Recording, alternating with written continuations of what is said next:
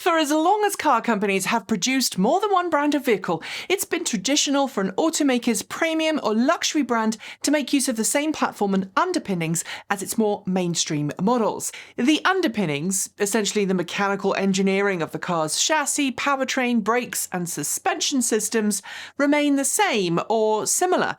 Sometimes even the physical main body panels remain the same, but the wheels, body trim and most importantly interior content vary depending on which car you're buying. And while you might think it's a new thing, it's not. The upmarket Riley Elf and Woolsey Hornet of the 1960s were actually just posher variants of the original and best Mini. Between the mid-60s and mid-90s, British firm Jaguar produced ultra-luxurious Daimler-badged variants of most of its cars. And of course, more recently, if you look at cars from Chevrolet, Buick, GMC and Cadillac, you'll see family resemblances between the various SUVs and pickups because they're essentially the same vehicles with different badges, a few tweaks, and different interiors.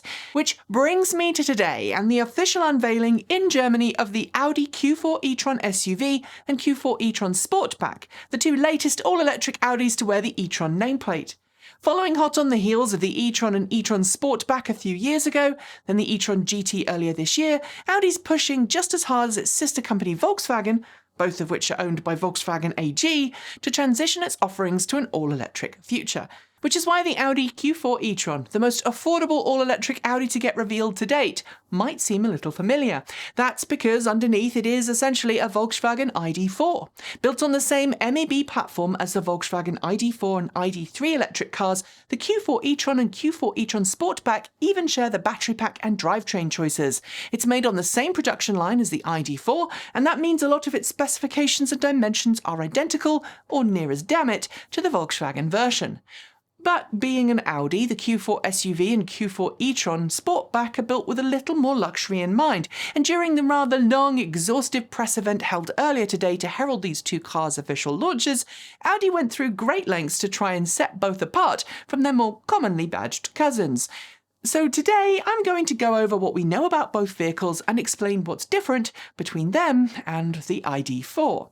But first, a little side note, because I realised that I don't think I've ever explained the difference between Volkswagen the car brand and Volkswagen AG, its parent company. Volkswagen the car brand makes Volkswagen passenger cars, but its parent company, Volkswagen AG, owns and operates a whole slew of different vehicle brands, including Porsche, Audi, Volkswagen, Seat, Skoda, Cupra, Lamborghini, Ducati, Bentley, MAN, Scania, and others. And to confuse things further, all of the above are majority owned by the Piëch and Porsche families. To simplify things here, when I say Volkswagen on its own, I mean the car company, and when I say Volkswagen AG, I mean its parent company. With that out of the way, let's look at the Q4 e-tron, which is available as either a more traditional SUV-style rear end, or with a Sportback version, which offers a sportier stance and better range. It also has a slightly better coefficient of drag. The Q4 e-tron manages a CD of 0.28, while the Sportback variant drops that to 0.26, putting it on par with its bigger brother, the full-size Audi e-tron Sportback. Active lower air vents on the front of both vehicles help reduce drag as much as possible, but I should note, unlike the bigger e-tron, regular side view mirrors are the order of the day.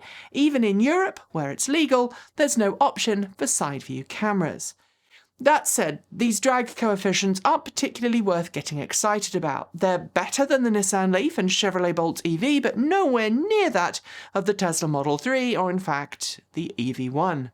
You might think here that the Q4 e-tron SUV has the best luggage carrying capabilities, but the reality here depends on what you consider luggage space. For example, the Q4 e-tron Sportback has better load carrying capabilities if we're talking just about the rear load bay space behind the seats. It manages 535 litres, 18.89 cubic feet, versus the Q4 e-tron SUV's 520 litres, or 18.36 cubic feet. But if you put the rear seats down, the Sportback's more noticeable sloped roofline means it can't carry as much as the SUV in this configuration, managing 1,460 litres, 51.55 cubic feet, to the SUV's 1,490 90 litres, 52.61 cubic feet.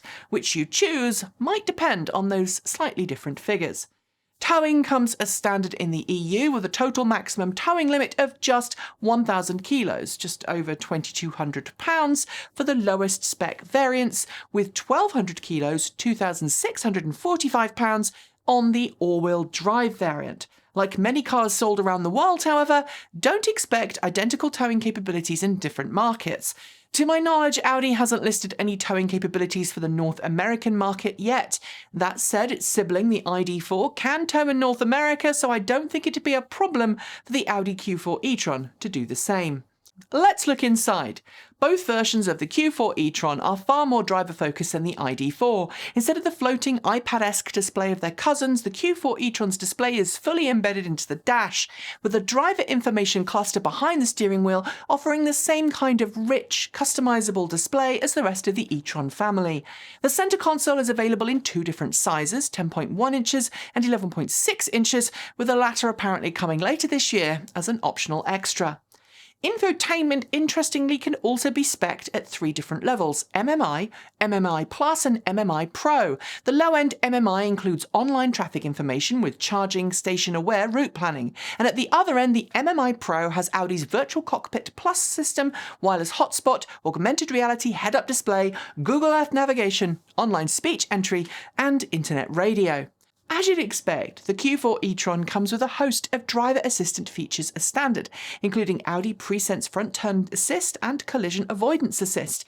There's also Audi's Predictive Efficiency Assist, which uses GPS navigation and traffic light awareness to help coach drivers on when to lift off the throttle and coast to a stop. Predictive speed limiters also help save your license, and there are the usual warning systems that you'd come to expect to make sure that you don't drive tired.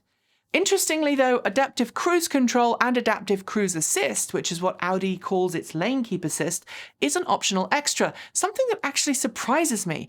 And of course, like many higher-end models, around view cameras can now also be spec'd, if you'd like them and you're willing to pay. It's some of this tech, namely the Predicted Efficiency Assist, that you won't find in the ID.4, as well as some of the more advanced connected car features. And with user-adjustable regenerative braking accessible through paddles on the steering wheel, the Audi Q4 e-tron has a higher standard level of onboard tech, benefiting a higher-priced, more premium-feeling car. So let's finish by talking about specs of the drivetrain, which, as I'm sure you'll realise, share their heritage with the ID.4. That doesn't mean the car hasn't been tweaked for speed, and Audi's handling, suspension and accelerator throttle responses have all been tweaked when compared to the ID.4, as has the electronically assisted steering. But I'm guessing they're similar enough to give similar enough feeling driving experiences, albeit, I expect, more sporty with the Audi. At the entry-level end, there's the Audi Q4 35 e-tron, available in both SUV and Sportback variant, which comes with a 52 kWh usable, 55 kWh nominal battery pack paired with a 125 kW rear-wheel drive motor. It can do the standard stoplight sprint in 9 seconds, and the Q4 SUV offers 341 km, 211 miles of range per charge, while the e-tron Sportback offers 349 km, 216 miles per charge. However, both of those figures are on the overly optimistic WLTP test standard. At the more expensive end of the Q4 e-tron family, you have the Q4 50 e-tron Quattro, which, as the name suggests, has all-wheel drive from twin electric motors, one for each axle. It features a total power output of 220 kilowatts, reaching the stoplight sprint in 6.2 seconds. Its 77 kWh usable, 82 kWh nominal battery pack is the same as the one found in the Q4 40 e-tron, which, because it's less performance-oriented 150 kilowatt rear-wheel drivetrain, means it has an estimated range of 520 kilometers, 323 miles on the WLTP test cycle. This says, just like Tesla and most other high-performance brands, that the longest-legged variant isn't the quickest. So if you're opting to order one, you should probably bear that in mind. Also interesting is the fact that in North America, the entry-level Q4 35 e-tron isn't available, presumably because Audi of North America believes it wouldn't sell. However, the prices for the two entry-level variants in both markets are fairly similar. In North America, where prices are traditionally given without tax and before incentives, Audi is listing the Audi Q4 40 e-tron as starting from $45,000. In Germany, the shorter-range Audi Q4 35 e-tron is listed at €41,900, including taxes, but before incentives. That's closer to $50,202, but remember that price includes a mandatory VAT at 19%. If we take that into consideration, the actual pre-VAT price is close to the equivalent of $42,186 at the current exchange rate. Would I buy one? As usual, I'm going to wait until I get behind the wheel to pass judgment, but we are scheduled to spend a week with the ID4, the Q4 e-tron's less snobbish sibling, in about a week or two, which of course leads me to ask you guys what you want us to test. The Mustang Mach-E went back today, so keep your eyes peeled for a review in about a week's time, but we always want to know what you want us to test in the next car we'll be driving. That's it. Thanks for joining me, and I'll see you next time.